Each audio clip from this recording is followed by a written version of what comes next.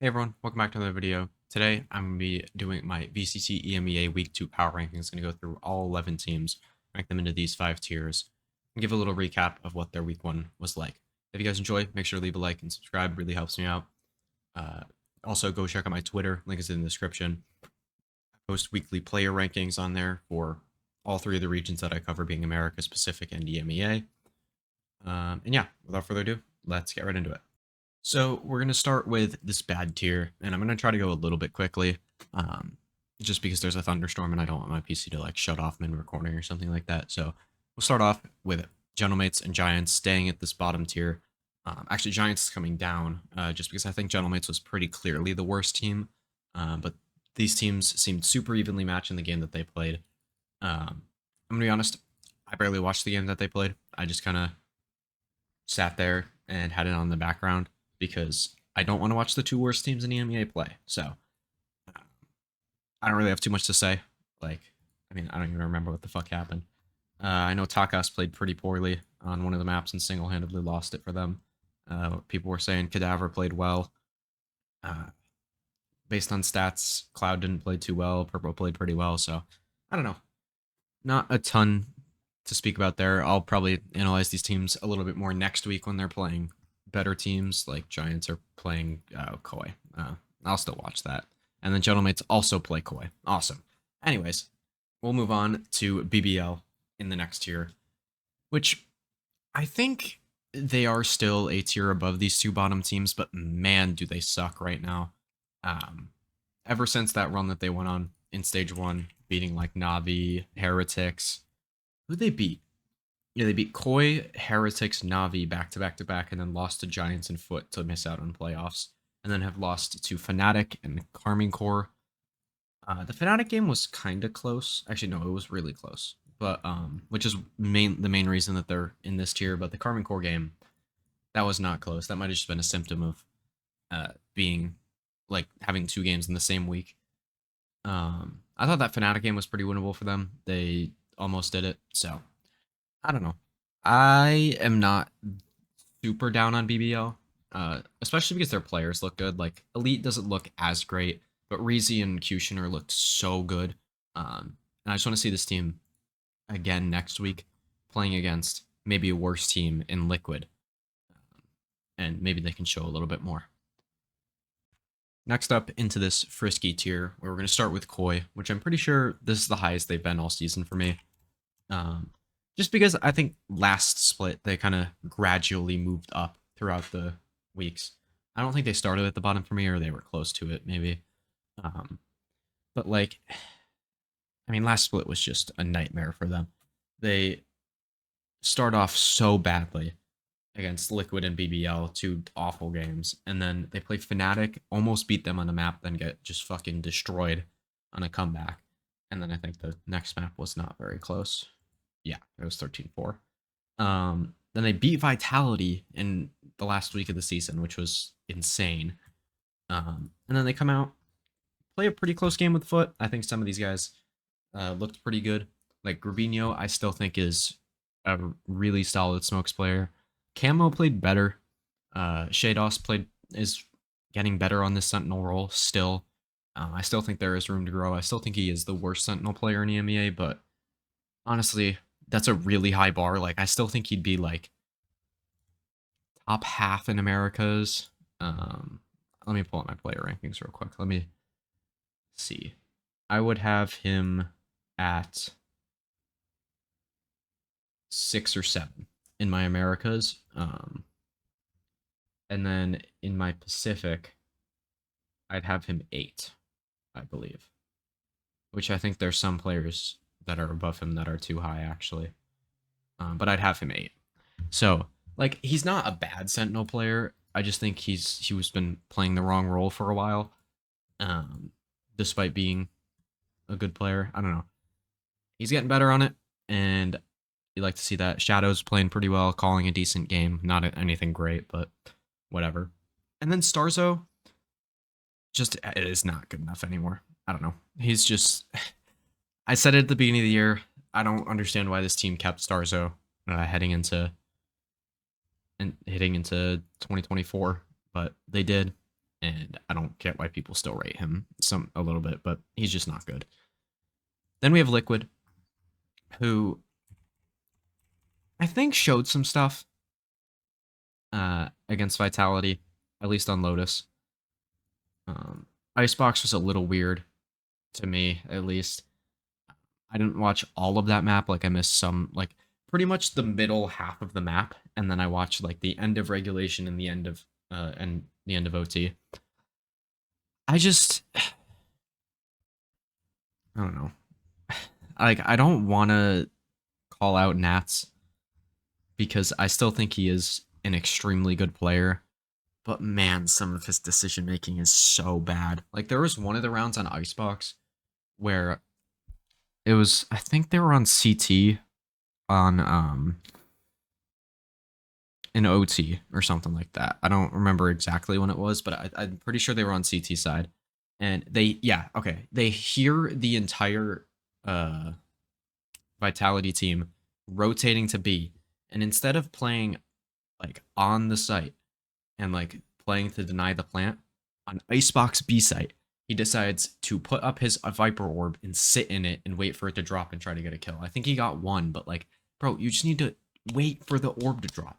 And I think overall, like he plays pretty well, but he just doesn't play like fundamentally well enough to even like to have a like structured team. I don't think like when you have a Sentinel player playing like that, it's just not good. I don't think Kiko played very well. I think Mystic played pretty poorly as well. So you hope to see them improve a little bit in the individual stuff. I think they had some nice flashes of good team play on Lotus, but it's really just the same stuff from Liquid. So I don't know. All right, and now our very long list of teams that could go to an event, in my opinion, starting with Carmine Corps, who, I mean, they beat BBL, or I think it was BBL, right? Yeah, they beat BBL. Who cares? Like, I think they're pretty clearly above this crop of teams, and I think you could argue that they are in this crop of teams that they're in here. So I'm gonna leave them here just because I think it's fine. Maybe I'd move them down, but I think they're pretty clearly better than Liquid and Koi, and I think they're closer to this crop of teams here than they are this one. So, and I just wanted to keep it in 5 tiers because I don't feel like redoing this entire graphic. Anyways, moving on to Navi, who I still think aren't playing that bad. Like, if you actually watch the game, like, I don't see terrible stuff going on. It's just that they're playing the same comp on every map, no matter what. And their individuals are just not hitting. I think the only way they can save their season and actually maybe do something at champs, maybe make it to champs. I don't know exactly where I'd put their chances of doing either of those things at. But I think their only chance of actually doing something at champions is to swap Angel and Xiao back in terms of their roles. And if they don't do that, if they don't make champs, then I think this team is in for big roster changes in the offseason. I really don't have a ton to say because I still think like overall they're playing a fine game. Like their ascent is still pretty good. I still think the attack side calling is pretty good. Overall, like that was their big thing in ascent for a long time, but I just don't think things like the cipher are working there. Um, the breed. I mean, I just don't get Sova and Lotus personally. Uh, just stuff like that. It's just not like I don't think they have a great read on the meta, and I think that's more down to Angel than it ever was down to Doombros. So weird move with that, but regardless, just I don't know, a team in a very weird spot right now. But you still see like the individual talent, and you still see the like calling and like mid rounding and stuff from Angel that is very good. Then moving on to Fnatic, who did about what I expect them to do. They very, very barely edged out a win over BBL by making a comeback on their defense side of Lotus in classic Fnatic fashion, obviously. So I think overall it was fine. Like Alpha played pretty well despite his stats not being too great. I thought Hero was decent. Chronicle looks to be back, by the way, which is huge for this team. So he and Durka played really well this game. I think they can get players to get them through at least these regular season games without maybe showing as much as they need to. Um, Obviously, they play Vitality, they play Carmine Core, they play Liquid. I still think they beat Carmine Core and Liquid, but Vitality should be a tough matchup, as I have not ranked them yet. Then we have Foot. I just thought they needed to be over Navi because they beat Navi this week. They also beat Koi earlier in the week, kind of played them close. Don't have a ton of thoughts on Foot. Not a ton of new thoughts, at least. They have 5 really good shooters and a good mid rounder. So cool. A good team. Not a team that's going to win anything really, but a good team. Then we have Vitality, who I think out of this crop of teams is the most likely to actually do something. And you could have told me, like, if you told me before the split started that Safe was playing Duelist, this would be where I had them. Maybe not. Maybe I would have had them like a little bit below Foot, maybe like 3 or like 3 or 4 instead of 5. Um, but I would have had them around this spot, and that's just because Safe is the best duelist in the EMEA, and I still think that even though I do have Heretics #1, I really do think that Safe is the best duelist in the EMEA. Despite his opping not being there, I still think it's better than Mini Boo's. Uh, Obviously, it's not better than CNET or Durka, but it's still up there and very good. And then, um, yeah, I don't know. This team is just sick when he's on that. Trex is really good on the initiator. I think Runner played a pretty nice game on the Sentinel despite being pretty inexperienced.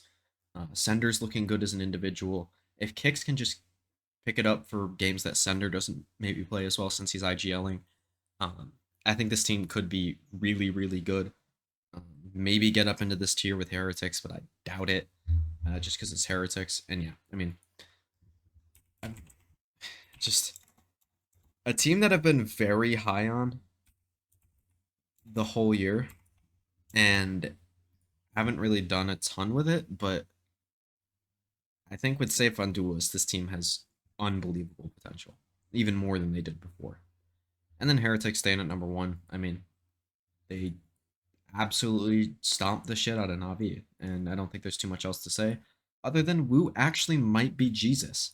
Um, like he dropped 26 kills in 16 rounds on Sunset, and then 23 kills in 18 rounds on Bind. So just unbelievable from him. Mini Boo looks to be playing really well, even better than he was on the Rays specifically. Rien's is still really good. Benji still really good, and then Boo shoots his gun sometimes, and that's really all he needs to do. I'm still kind of firm on the belief that this team is winning champs, and yeah, that's all I really have to say about them. Honestly, not a ton of thoughts on a lot of these EMEA teams. Honestly, outside of Vitality and outside of Navi, um, just not a ton of movement this week. Went about how I expected it to go. Like I got all but 2 games right because I picked Navi over Foot and picked BBL to upset Fnatic, but that game was close. And then the Foot Navi game, I don't know. I guess after the Heretics Navi game, it was pretty simple. So let me know what you guys think in the comments below, and I'll see you guys in the next one. Peace.